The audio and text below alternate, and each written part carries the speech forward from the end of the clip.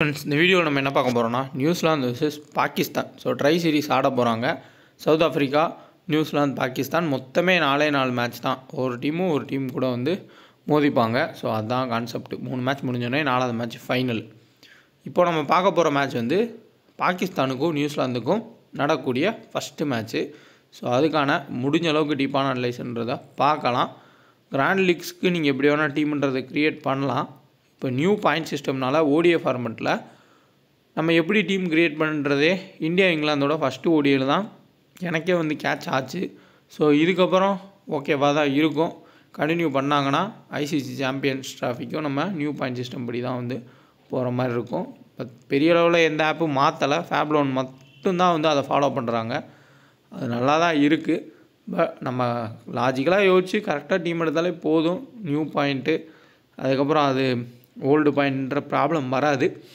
New பாயிண்டில் ஒரே ஒரு சின்ன பிரச்சனை என்னென்னா, ஒரு பேட்டர் நம்ம எடுக்காமல் விட்டு அவர் டக்குன்னு ஒரு 5-6 6 அடிச்சிட்டாருன்னா பயங்கரமான பாயிண்ட்ஸ் லீடிங் போகுது. அதை பிடிக்கிறது தான் வந்து கஷ்டமாக இருக்கும். ஸோ பார்க்கலாம். கிராண்ட் லீக்ஸ்க்கு நல்லா க்ரியேட் பண்ணுங்கள், சப்போர்ட் பண்ணுங்கள், வீடியோவை லைக் பண்ணிட்டு பாருங்கள். இன்னுமே போக போக இன்னும் தெளிவாக தான் வந்து டெவலப் பண்ணி கொண்டு போயிட்டே இருக்கணும். ஸோ அதனால் சப்போர்ட் பண்ணுங்கள், லைக் பண்ணிட்டு பாருங்கள். முடிஞ்சளவுக்கு கரெக்டான டெலகிராமை பார்த்து ஜாயின் பண்ணிக்கோங்க. டிஸ்கிரிப்ஷன் லிங்க் இருக்கும். நியூசிலாந்து அவங்களோட கோர் டீமை கொண்டு வந்திருக்காங்க. பாகிஸ்தான் அவங்களோட ஐசிசி சாம்பியன்ஸ் ட்ராஃபி கோர் டீமை கொண்டு வந்திருக்காங்க. பட் சவுத் ஆஃப்ரிக்கா என்ன பண்ணியிருக்காங்கன்னா, சும்மா யங்ஸ்டர்ஸுக்கு வாய்ப்பு கொடுத்துருக்காங்க. ஏன்னா SA T20 ஃபைனலே முடியல. அதனால் அவங்க மெயின் பிளேயர்ஸ்க்கெல்லாம் ரெஸ்ட் பண்ணிவிட்டு அவங்க எல்லாத்தையும் டேரெக்டாக சாம்பியன்ஸ் ட்ராஃபி ஆட சொல்லியிருக்காங்க. கிட்டத்தட்ட 6 டெபியூட் பிளேயர் வந்து சவுத் ஆஃப்ரிக்கா ஓடிஏ இந்த ட்ரை சீரீஸில் ஆட போகிறாங்க. மொத்தமே ஒரு மேட்ச் தான் ஆடுவாங்க. 2 மேட்ச் ஆடுவாங்க. ஜெயிச்சா 3வது மேட்ச்ன்றது கிடைக்கும். அவ்வளோதான் கான்செப்ட்டு. பார்க்கலாம். ஃபஸ்ட்டு ஓடிய match Pakistan vs New Zealand February 8 2:30க்கு நம்ம டைமிங்னு கொடுத்துருக்காங்க எல்லா ஆப்ஸ்லேயும். இந்த பாகிஸ்தானில் நடக்கக்கூடிய எல்லா மேட்ச்சுமே என்ன ஆகும் அப்படின்னா, டைமிங்கிறது ஆன் டைமில் மாறும். திடீர்னு 1:30க்கு நடத்துவாங்க, அப்புறம் 2 மணின்னு மாறும். அந்த அரை மணி நேரம் டிஃப்ரென்ஸுன்றது கொலாப்ஸ் ஆகும். ஸோ அதனால் கொஞ்சம் ஒரு மணிலேருந்தே டைமிங்கை பார்த்துக்கோங்க ஃபஸ்ட் மேட்ச்சுக்கு மட்டும். ஏன்னா அவங்களோட டைமிங்கு நம்மளோட டைமிங் ஒரே டைமிங் தான். பட் சும்மா ஒரு டிஃப்ரென்ஸ் இருக்குன்றதுக்காண்டி அரை மணி நேரம் முன்ன பின்னன்னு இருக்குது. மேட்ச் நடத்துறதுமே கொலாப்ஸ் ஆகும். நோட் பண்ணிக்கோங்க. இந்தியா ஆடக்கூடிய எல்லா மேட்சஸுமே UAEயில் தான் நடக்கும், துபாயில் தான் நடக்குதுன்னு நினைக்கிறேன். பாகிஸ்தான் ஆடுற மோஸ்ட் ஆஃப் த மேட்ச் எல்லாமே இல்லை, எல்லா மேட்சும் இங்கே தான் நடக்கும். இந்தியா கூட ஆடினா மட்டும் இது UAEயில் நடக்கும். இதுதான் கான்செப்ட் ஐசிசி சாம்பியன்ஸ் ட்ராஃபி. இப்போ பாகிஸ்தான் அதுக்கு முன்னாடி ஒரு ட்ரையல் மேட்ச் மாதிரி இந்த 2 டீம் கூட ட்ரை சீரிஸ் ஆடுறாங்க. 2:30.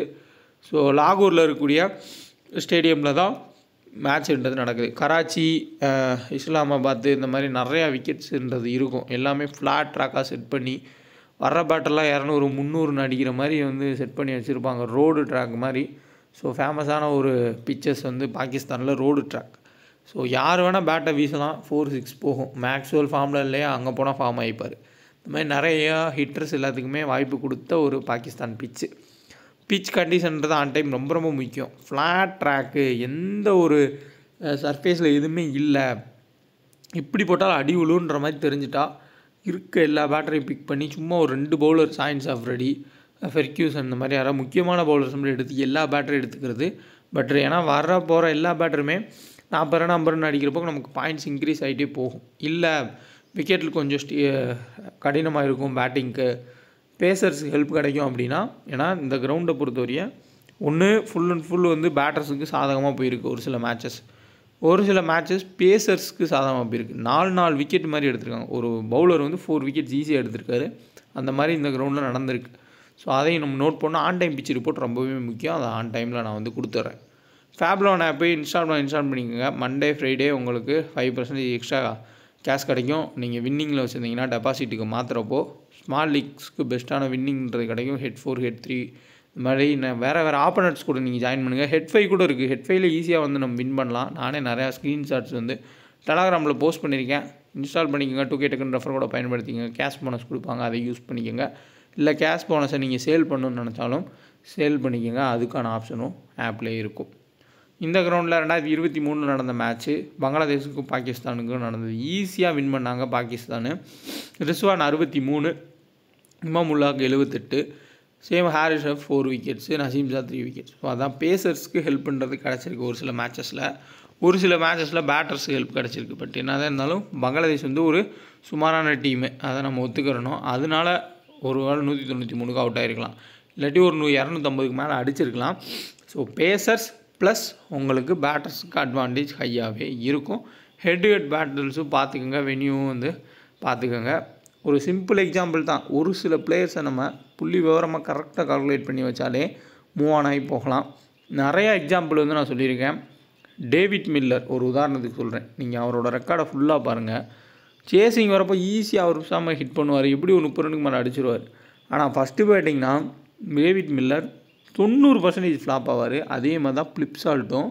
பட் இந்த ஓடிஏ ஃபஸ்ட் ஓடியில் டிஃப்ரெண்ட்டாக கொஞ்சம் அடித்தார். ஆனால் அவரோட ரெக்கார்டுமே ஃபஸ்ட் பேட்டிங்கில் மோஸ்ட்லி ஃப்ளாப்பாக தான் இருக்கும், சேசிங்கில் ஆடுவாங்க. இந்த மாதிரி ஒரு சில பிளேயர்ஸை நம்ம கெஸ் பண்ணாலே நம்ம ஈஸியாக ஃபேண்டஸியை மூவ் பண்ணலாம், அது மைண்டில் வச்சுருந்தாலே. பட் வின்லாஸ்ன்றது வரும், அது வேறு. இருந்தாலும் சொல்கிறேன் ஒரு சில பாயிண்ட்ஸு. இப்போ நம்ம பார்க்க போகிறது இதே மாதிரி நியூசிலாந்து வந்து ஒரு 5 மேட்ச் ஓடிஐ சீரிஸ் ஆடினாங்க ஒரு 2-3 வருஷத்துக்கு முன்னாடி. அப்போது ஃபக்கர் ஜமான் தான் பிளேயர் ஆஃப் த சீரீஸாகவே இருந்தார். அந்த அளவுக்கு நியூசிலாந்து கூட ரெக்கார்டு.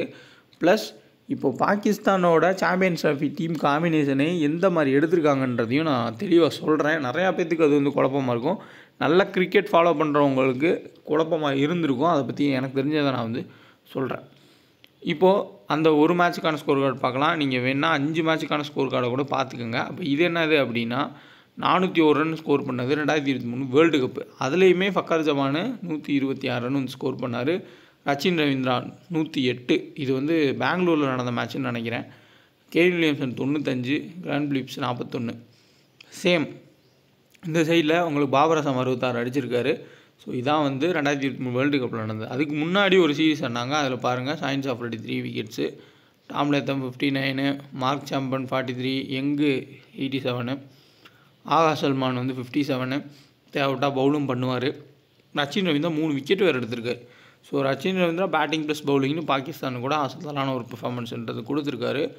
ஸோ தெளிவாக வந்து பார்ப்போம். நெக்ஸ்ட்டு எப்படி பாகிஸ்தான் வந்து அவங்க டீமை செட் பண்ணியிருக்காங்கன்றத பார்த்துட்டு டக்குன்னு நம்ம ஹெட் வினிங் ஷாட்ஸ் யார் யாரை பிக் பண்ணுறது எல்லாமே பார்த்துடலாம். இப்போது நம்ம பிளேயிங் 11 வந்து பார்க்கலாம். பாகிஸ்தானோட பிளேயிங் 11 பாபர் அசாம், ஃபக்கர் ஜமான், உசாமா கான் நான் கொடுத்துருக்கேன். So Usman Khan UAE player. So Pakistan தான், பட் யூஏயில் ஆடிட்டு இருந்தார். அப்புறம் போய் பிஎஸ்எல்ல ஒரு 2-3 100 அடித்தார். உடனே பாகிஸ்தான் டீமில் எடுத்துக்கிட்டாங்க. பட் அவங்க நாட்டை சேர்ந்தவர் தான். இவர் ஆடுவாரா இல்லை சவுத் ஷாக்கில் அவர் ஆடுவாரான்றதை கொஞ்சம் பார்த்துக்கோங்க. ஏன்னா தேவைப்பட்டால் அவர் ஆடலாம். ஒரு லெஃப்ட் ஹேண்ட் பேட்டரு ஸ்லோவாக ரொட்டேட் பண்ணி எடுத்துகிட்டு போவார். அதேமாதிரி குல்சீல் ஷாக்கு பதிலாக இந்த இடத்துல ஃபஹீம் அஷ்ரஃப் ஆடலாம். பட் ஃப்ரண்ட் லைனாக 3 பேசர் இருக்கிறதுனால 4வது பேசர் போவாங்களா ஒரு டவுட் இருக்குது. ஸோ அதை வச்சே நீங்கள் கெஸ் பண்ணலாம். அவர் ஆடினார், ஃபஹீம் அஷ்ரஃப் ஆடினார்னா விக்கெட்டில் பேஸுக்கு நல்ல ஹெல்ப் இருக்குன்னு. ஷாஹின் ஷாஃப்ரிடி, நசீம் ஷா, ஹாரிஸ் ஷெஃப் கண்டிப்பாக ஆடுவாங்க. இதில் நசீம் ஷாவோட பேக்கப் தான் முகமது ஹசைனே. அப்ரார் அகமது, வருண் சக்கரவர்த்தி மாதிரி போடக்கூடிய ஒரு பிளேயர். அந்த மாதிரின்னு சொல்ல முடியாது, கொஞ்சம் பிக் பண்ண கஷ்டப்படுவாங்க ஒரு சில பேட்டர்ஸு. ஆகா சல்மான், முகமது ரிஸ்வான், அடுத்தா கம்ரான் குலாம். மோஸ்ட்லி இதுதான் பிளேயிங். இதில் உஸ்மான் கானு, அடுத்ததாக வந்து குல்சீல் ஷாக்கு பதிலாக சவுத் சைடிலோ அப்படி இல்லாட்டி இந்த சைடில் உங்களுக்கு ஃபஹீம் அஷ்ரஃப் ஆடுறதுக்கான வாய்ப்புகள் இருக்கும். இதில் இவங்க டீம் காம்பினேஷனை நீங்கள் யோசிச்சு பார்த்தீங்கன்னா இந்த ஸ்குவாடுக்கு முன்னாடி வேறு மாதிரி இருந்துச்சு ஸ்குவாடேவும். சாம் அயூப்னு ஒரு பிளேயர் இருந்தார், அவரை ட்ராப் பண்ணியிருக்காங்க. அது மாதிரி சம்மந்தமே இல்லாமல் ஃபஹீம் அஷ்ரஃப், அதுக்கப்புறமா ஃபக்கர் ஜமான், உஸ்மான் கானு, அப்புறம் குஸ்தில் ஷா, நிறையா டிஃப்ரெண்ட்டான ஒரு இதில் முகமது ஹசானே இவங்கெல்லாம் எடுத்துகிட்டு வந்திருக்காங்க. இவங்க காரணம் என்னென்னா இவங்க ஆட போகிற most of the matches UAE condition. அதுக்கப்புறம் பாகிஸ்தானில் தான் ஆட போகிறாங்க. சும்மா ஒரு 2-3 மேட்ச் தான் வந்து இங்கே ஆடுவாங்க யூஏஇயில். இவங்க எல்லாருமே பிஎஸ்எல்ல டொமஸ்டிக்கில் அவங்க ஊர் கிரவுண்ட்ஸில் நல்ல பர்ஃபார்மன்ஸ் பண்ணவங்க பாகிஸ்தானில். ஸோ அதை கான்செப்ட் பண்ணி தான் எடுத்திருக்காங்க. இதுதான் வந்து பாயிண்ட்டு. நியூசிலாந்தோட பிளேயிங்னு பார்க்கலாம். கான்வே, ரச்சின் ரவீந்திரா, அடுத்ததாக கெயின் வில்லியம்சனு. அதே வேர்ல்டு கப் காம்பினேஷனாக தான் இருக்கும். டாம் லேத்தம், அதுக்கப்புறம் Daryl Mitchell, Glenn Phillips, Michael Bracewell, Mitchell Santner, Matt Henry, Duffy Ferguson. இதுதான் வந்து வாய்ப்புக்கு அதிகமான ஒரு பிளேயிங் 11க்கான வாய்ப்பாக இருக்கும். மேபி வில் எங்கே ஆடுறாரு அப்படின்னா ஏதாவது கான்வேக்கு ஏதோ இன்ஜுரி அப்படி இப்படின்னா வில் எங்கே வந்து ஆடலாம், ரெஸ்ட் கொடுத்துருந்தாங்க அப்படின்னா. Same Tom Latham wicket keeping option அவர் தான் மோஸ்ட்லி வந்து ப்ளே பண்ணுவார். பவுலிங் காம்பினேஷன் வேணால் டஃபிக்கு பதிலாக நேத்தன் ஸ்மித்தோ அப்படி இல்லாட்டி வேறு ஏதாவது பிளேயர் ஆடலாம். இதுதான் இவங்களோட கான்செப்டாக இருக்கும். 3 ஃப்ரண்ட் லைன் ஃபாஸ்ட் பவுலர், 4ஆவதான் டேரல் மிச்சல் சாண்டர் முக்கியமான ஒரு பவுலர். அதுக்கப்புறம் கிளான் பிலிப்ஸு மைக்கேல் பிரேஸ்வெலை வச்சு மூவ் பண்ணுவாங்க. தேவைப்பட்டால் ரச்சின் ரவீந்திராவை யூஸ் பண்ணிப்பாங்க. இவங்க கான்செப்ட் இதுவாக தான் இருக்கும். ஸோ சாம்பியன்ஸ் ட்ராஃபிக்கு முன்னாடி நடக்கக்கூடிய மேட்ச், சாம்பியன்ஸ் ட்ராஃபியோட ஃபஸ்ட்டு மேட்சுமே இவங்க 2 பேர் தான் ஆடுவாங்க, நியூசிலாந்து பாகிஸ்தானும். ஸோ நோட் பண்ணிக்கோங்க. இப்போ நம்ம ஃபார்ம் வைஸாக வந்து பார்க்கலாம். ஃபார்ம் வைஸாக பார்த்தோம்னா பாபர் அசாம் சுத்தமாக ஃபார்ம்லேயே கிடையாது. அவர் கடைசியாக ஆடின டெஸ்ட்டு எல்லா இன்னிங்ஸையும் எடுத்து பார்த்தீங்கன்னா ஒரு 2 மேட்ச் 50 அடிச்சிருக்காரு. மற்ற எந்த மேட்சுமே 20 தாண்டவே இல்லை. ப்ராக்டிக்ஸ் மேட்சஸில் கூட வந்து கஷ்டப்பட்டுருக்கார். ஃபக்கர் ஜமான் சரியான ஃபார்மில் இருக்கார். சூப்பராக வந்து இங்கே யூஏயில் நடந்த T20 சூப்பராக ஆடிட்டு இருந்தார் கன்சிஸ்டண்ட்டாக. அவர்கிட்ட இதுக்கு முன்னாடியே கேட்டாங்க ஏன் உங்களை ட்ராப் பண்ணாங்க எடுக்கல அப்படின்னா, ஐசிசி சாம்பியன்ஸ் ட்ராஃபியில் நான் இருப்பேன் அப்படின்னு சொல்லி கான்ஃபிடண்ட்டாக சொன்னார். அதே மாதிரி அவர் எடுத்திருக்காங்க. நல்ல ஃபார்ம்லேயும் இருக்கார். நியூசிலாந்துக்கு எதிராகவும் தொடர்ச்சியாக நல்ல பர்ஃபார்மன்ஸ் கொடுத்துருக்காரு. இப்போதைக்கு இருக்க பாயிண்ட் சிஸ்டம் படி நம்ம ஃபக்கர் ஜமானை ட்ராப் பண்ணோம்னா அவர் ரொம்ப குயிக்காக அடிக்கக்கூடிய ஒரு பிளேயர். அடித்தார்னா 6-4 போயிட்டே இருக்கும். நம்ம சப்போஸ் ட்ராப் பண்ணி அவர் பெரிய இன்னிங்ஸ் போயிட்டாருன்னா கண்டிப்பாக பேக் ஃபயர் ஆயிரும். ஸோ அதனால் முடிஞ்ச அளவுக்கு ஜிஎல்ல கேப்டன் வைஸ் கேப்டனாக கொடுத்துக்கோங்க. ஃபார்ம் வைஸாகவும் அதுக்கப்புறம் ஹெட் வைஸாகவும் 2மே பெட்டராக இருக்குது. ஒரு மஸ்ட் பிக் பிளேயர். அடுத்தா உஸ்மான் கானா இல்லை சவுத் சைக்கிளான்றதை பாருங்கள். 2 பேருமே அவ்வளோ ஓடியில் கன்சிஸ்டன்ட் பிளேயர் கிடையாது. இவர் T20 நல்லா ஆடினா சவுத் சைக்கிள் வந்து டெஸ்ட்டில் நல்லா ஆடக்கூடிய பிளேயர். ஓடிய ஃபார்மேட்டுக்கு அந்தளவுக்கு அடாப்ட் பண்ணி ஆட மாட்டாங்க. கம்ரான் குலாமா கொஞ்சம் டிஃப்ரென்ஷியல் பிக்காக நீங்கள் ட்ரை பண்ணலாம். ஓரளவுக்கு டீசென்ட் பிளேயர் தான். அவருமே நல்லா ஹிட் பண்ணுவார். டக்குன்னு 4-6 அடிக்க போவார். ஜிஎல்ல ஒரு லோ பர்சன்டேஜ் பிக்காக ட்ரை பண்ணி பாருங்கள். Rizwan safest option. Recent form வந்து அருமையான ஒரு ஃபார்மாக இருக்குது. கன்சிஸ்டண்ட்டாக 30 ரன்னுக்கு மேலே அடிச்சிருக்காரு. விக்கெட் கீப்பிங் அதுக்கப்புறம் கேட்ச் பிடிக்கிறது ஸ்டம்பிட் எல்லாத்துலேயுமே பாயிண்ட்ஸுன்றது கிடச்சிருக்கு. டீசெண்டான ஒரு ஆப்ஷனாக இருப்பார் ரிஸ்வான் கேப்டன் சேஃப் டீம்ஸ்லேயும். அதேமாதிரி இங்கே உங்களுக்கு சயின்ஸ் ஆஃப்ரெடி. ஸோ ஆஃப்ரெடி அதுக்கப்புறமா இங்கே Rizwan best captain choice. Babar அசாம்னு போகிறது எனக்கு தெரிஞ்சு ரிஸ்க்கு. கிராண்ட் லீக்கில் ஃபக்கர் ஜமான்னு போங்க. ட்ரம்ப் கார்டு பிக்காக ஒரு பாபர் அசாமை கட் பண்ணுறீங்க இல்லை வேறு பிளேயரை கட் பண்ணுறீங்கன்னா அந்த இடத்துல கம்ரான் குலாமை பிக் பண்ணிக்கணும். இப்போ நான் சொல்கிறது எல்லாமே நியூட்ரல் ட்ராக்காக இருக்குன்ற பேஸில் சொல்கிறேன். இதே இது ஃப்ளாட் ட்ராக்கு டைல்ஸ்க்கு மாதிரி ஒரு ரோடு மாதிரி போட்டிருந்தாங்க அப்படின்னா யார் வேணால் அடிக்கலாம். அப்படி ட்ராக்காக இருந்துச்சுன்னா நீங்கள் ஃபுல் அண்ட் ஃபுல்லாக அப்படியே எடுத்துக்கோங்க. எல்லா பேட்டரும் எடுத்துக்கோங்க. யார் வேணால் வந்து ஸ்கோர் பண்ணலாம். அந்த மாதிரி நடந்திருக்கு பாகிஸ்தான் கிரவுண்ட்ஸில். அதுக்காண்டி தான் வந்து சொல்கிறேன். குஸ்தீல் ஷா பவுல் பண்ணுவார். லெஃப்ட் ஆர்ம் ஆர்த்தடாக்ஸு பேட்டிங் ஆடுவார். ஹிட்டரு யூஸ் பண்ணுவாங்கன்றதை பாருங்கள். ஆனால் என்ன ஒரு சின்ன ஒரு ப்ராப்ளம்னா நிறைய லெஃப்ட் ஹேண்டர்ஸ் வந்து வரிசையாக வருவாங்க நியூசிலாந்து சைடில். அப்போ ஓவர்ஸ் கட் பண்ணுறதுக்கான வாய்ப்புகள் இருக்கும். இங்கே வந்து உங்களுக்கு ராயல்ஸ் அதுக்கப்புறம் சன்ரைசர்ஸ் நடந்த சவுத் ஆஃப்ரிக்கா T20 கூட தெரிஞ்சிருக்கும். லியாம் டவுசன் வந்து பயங்கரமான ஒரு பவுலரு. ஆனால் அவருக்கு ஒரு ஓவர் கூட கொடுக்கல. அது காரணம் என்னென்னா லெஃப்ட் ஹேண்ட் தொடர்ச்சியாக வந்துகிட்டே இருந்தாங்க. அது நிறையா கேப்டன்ஸ் வந்து யோசிப்பாங்க கொடுக்கறதுக்கு. ஸோ அது ஒரு கான்செப்ட்டு. அந்த இடத்துல மட்டும் கொஞ்சம் டவுட் வருது. ஆகா சல்மான் மேக்ஸிமம் 7-8 ஓவர் போட்டுருவார். அதுவும் டாட் பால்ஸ் நிறையா போடுவார். ப்ளஸ் ஒரு விக்கெட் எடுக்க வாய்ப்பு இருக்கும். பேட்டிங்கில் நல்ல ஃபார்மில் இருக்கார். அடுத்த ஒரு பெஸ்ட் கேப்டனா நீங்கள் ஆகா சல்மானை பார்க்கலாம். ஸோ இந்த 3 பேர் பெட்ரு. நசீம் ஷா இனிஷியல் ஸ்விங்கில் விக்கெட் எடுத்தால் தான், அப்படி இல்லாட்டி கொஞ்சம் கஷ்டப்படுவார். பவுலிங்கு ஃபேவராக இருந்துச்சுன்னா நம்ம வந்து எடுத்துக்கலாம். பியூர் பேட்டிங்னா கட் பண்ணிக்கலாம். ஹாரிஸ் ரஃப் எப்படினாலும் ஒரு விக்கெட்டுன்றது எடுக்கக்கூடிய ஒரு பிளேயர் தான். Dot balls வீசுவார். டெத்துலேயும் போடுவார். கண்டிப்பாக டெத்தில் நசீம் ஷா, சயின்ஸ் ஆஃப்ரெடி, ஹாரிஸ் ரஃப் எல்லாருமே ஹாரிஸ் ரஃப் ஆஃப்ரெடின்னு தான் யோசிப்பாங்க. சம்டைம்ஸில் நசீம் ஷா டெத்தில் போட்டு நிறைய விக்கெட் எடுத்து பார்த்துருக்கோம். ஸோ ஃபஸ்ட் பவுல் பண்ணால் கொஞ்சம் கன்சிடர் பண்ணி பாருங்கள். அப்ரார் அகமது பிக் பண்ணவே முடியாமல் போன சீசனில் ஜிம்பாவே கஷ்டப்பட்டாங்க. பட் நியூசிலாந்து ஓரளவுக்கு ஆடுவாங்க. பட் இருந்தாலும் நிறையா லெஃப்ட் ஹேண்ட் இருக்கப்போ அட்வான்டேஜ் இவருக்கு அதிகமாகவே இருக்கும். ஸோ ஓரளவுக்கு நல்ல டிஃபரன்ஷியல் பிக்கு கம்ரான் குலாமும் அப்ரார் அகமதும். ஸோ பெஸ்ட்டு கேப்டன் சாய்ஸில் சயின்ஸ் ஆஃப்ரெடி, அடுத்தா வந்து ரிஸ்வான், ஆகா சல்மான். ஜிஎல்ல உங்களுக்கு நசீம் ஷா அதுக்கப்புறமா ஃபக்கர் ஜமானை ட்ரை பண்ணி பாருங்கள். கிராண்ட் லீக் கேப்டனாக. நியூசிலாந்து தரப்பில் பார்த்தோம்னா கான்வேயோட ஃபார்மு பாபர் அசாம் ஃபார்மாக தான் இருக்குது. ரொம்பவுமே கஷ்டப்பட்டு தான் ஆடிட்டுருக்காரு. ரச்சின் ரவீந்திராவுக்கு டபுள் ஆப்ஷன் இருக்கிறதுனால ஒரு அட்வான்டேஜ். அவருமே சொல்லிக்கிற அளவு பெர்ஃபார்மன்ஸ் இல்லை. கேன் ரிச்சர்ட்சன் ஓரளவுக்கு டீசென்ட் ஃபார்மில் இருக்கார்.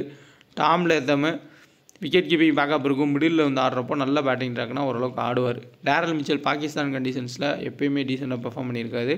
மிடில் ஆர்டரில் வர ஹிட்டர்ஸுக்கு பாகிஸ்தான் கண்டிஷன் எப்போயுமே ஹெல்ப் பண்ணியிருக்கு. ஸோ அதனால் எதிர்பார்க்கலாம் டேரல் மிச்சல்கிட்ட கொஞ்சம் நல்ல ரன்ஸு. கிளென் பிலிப்ஸு ஓவர்ஸும் போடுவார், அதேமாதிரி பேட்டிங்கும் ஆடுவார். ஸோ பிரேஸ்வெல், கிளென் பிலிப்ஸ் 2 பேருமே டபுள் ஆப்ஷனாக நம்ம கன்சிடர் பண்ணலாம். மிச்சல் சாண்டனரு மினிமம் ஒரு விக்கெட்டு ப்ளஸ் பேட்டிங் வந்து ஒரு 10 ரன் 20 ரன் ஆடலாம். மெயின் பவுலர்ஸில் மேட் ஹென்ரி, அதுக்கப்புறமா ஃபெர்க்யூசன், டஃபி. இல்லை டஃபி டெத்தில் போகிறதுக்கான சான்ஸ் இருக்கும், ஃபெர்க்யூசன் டெத்தில் போட சான்ஸ் இருக்கும். மேட் ஹென்ரி முன்னாடி முடிக்கலாம். இதில் அங்கே இனிஷியலாக உங்களுக்கு கொஞ்சம் கஷ்டப்படக்கூடிய பேட்டர் தான் பாபர் ஆசாம். ஃபக்கர் ஜமான் நல்ல ஹிட்ரு, பெரிய பிளேயர், நல்ல ரெக்கார்டு வச்சாலும் நல்ல குட் லென்த்தில் சூப்பராக லைன் லென்த்து பிடிச்சி போடக்கூடிய மேட் ஹென்ரி மாதிரி பிளேயருக்கு அவுட் ஆகி மெனி டைம்ஸ் நம்ம பார்த்துருக்கோம். ஸோ அதனால் மேட் ஹென்ரி இந்த மேட்ச்சில் முக்கியமான ஒரு பிளேயர். கேப்டன் வைஸ் கேப்டனாகவும் கிராண்ட் லீக்கில் ட்ரை பண்ணுங்கள், மஸ்ட்டு ட்ரை. அப்போ சேஃப் டீம்ஸில் நம்ம நியூசிலாந்து சைடில் யாரை ட்ரை பண்ணலான்னா பிரேஸ்வெல்லை ட்ரை பண்ணி பார்க்கலாம். ஏன்னா ஓரளவுக்கு மிடில் ஆர்டரில் ஸ்பின்னு தூக்கி போட்டு விக்கெட் எடுக்கக்கூடிய ஒரு பிளேயர். பேட்டிங் வந்தாலும் மினிமம் 30 ரன் ஆடுவார். ஒவ்வொரு சீரீஸோட ஸ்டார்டிங்லேயுமே பிரேஸ்வெல் ஃபஸ்ட்டு மேட்ச்சில் நல்ல ரெக்கார்டுன்றது வச்சுருக்காரு. கொஞ்சம் யோசிங்க. அதேமாதிரி லாக்கி ஃபெர்க்யூசன் தேவைப்பட்டால் கேப்டன் வைஸ் கேப்டன் கொடுங்க, ஜிஎல்ல. பட் ஆனால் ரிஸ்க் தான், கன்சிஸ்டண்ட்டாக எடுக்க மாட்டார். திடீர்னு ஒரு மேட்ச் 0 விக்கெட் அதிக ரன் கொடுத்துட்டு போயிடுவார். கெயின் வில்லியம்சன் சேஃபு, நல்ல பேட்டிங் ட்ராக்காக இருந்தால் நம்ம gain Williamson captain vice captain போகலாம். கண்டிப்பாக ரொட்டேட் பண்ணி கேமை எடுத்துகிட்டு போவார். ஜிஎல் கேப்டன் வைஸ் கேப்டனா Rachin Ravindra, Daryl Mitchell try பண்ணுங்கள். சேஃப் கேப்டன் வைஸ் கேப்டனா மைக்கேல் பிரேஸ்வெல்லையும் கெயின் வில்லியம்சன் ட்ரை பண்ணுங்கள். நியூசிலாந்து தரப்பில் டெத்தில் போட போகிறது ஃபெர்க்யூசனும் டஃபி இல்லை மேட் ஹென்ரி கம்பெயின் பண்ணி தான். அதே மாதிரி இனிஷியல் ஸ்பெல்லும் லெஃப்ட் ஹேண்டர்ஸுக்கு இல்லை ரைட் ஹேண்டர்ஸுக்கு மாற்றி மாற்றி மிச்சல் சாண்டரும் பிரேஸ்வெல் பவுல் பண்ணலாம். கிளென் பிலிப்ஸு தேவைப்பட்டால் பவுல் பண்ணிப்பார். இந்த சைடு லெஃப்ட் ஹேண்டர் கால்குலேஷன் பாருங்கள். Devon Conway, Richardson, Rachin Ravindra, Devon Conway, Tom Latham, Michael Bracewell, Mitchell Santner 5 பேர் வந்து லெஃப்ட் ஹேண்டரு. இந்த சைடில் உங்களுக்கு அப்ரார் அகமத் ஒரு மாதிரி ஆஃப் ஸ்பின் மாதிரி போடக்கூடிய பிளேயர். ஆகா சல்மான் தேவைப்பட்டால் வீசு வர அவங்களுக்கு எதிராக. இதுதான் வந்து concept. Pitch report on time ரொம்ப ரொம்ப முக்கியம். ஸோ அதை பார்த்துக்கலாம். இப்போ உங்களுக்கு நான் ஹெட்வேட் வென்யூ ஸ்டார்ட் சொல்லிடுறேன், அதையும் வந்து பார்த்து மேக் பண்ணிக்கோங்க.